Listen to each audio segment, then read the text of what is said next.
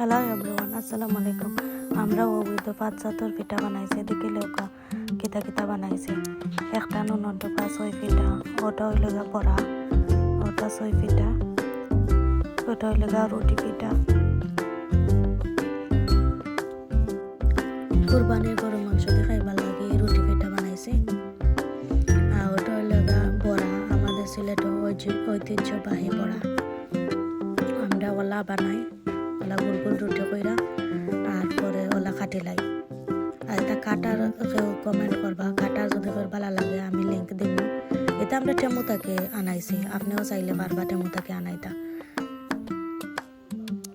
এটা খুব মজা হয় বড়া।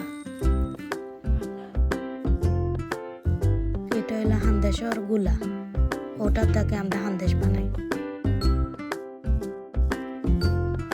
এটা তো আসলে সিন্ডা সবার প্রিয় হান্দেশ, আমাদের সিলেটের ঐতিহ্যবাহী হান্দেশ। হান্দেশ না হইলে আমরা ঈদ একবারে লাগে যেমন কিচ্ছু নাই। এটা আমরা মাস্ট, যে কোনো ঈদ, দুইটা ঈদ বানানি লাগে, যে কোনো ঈদ যেসা বেমান মানাইলেও আমরা বানানি লাগে। হান্দেশ না থাকলে আমরা দিন যায় না।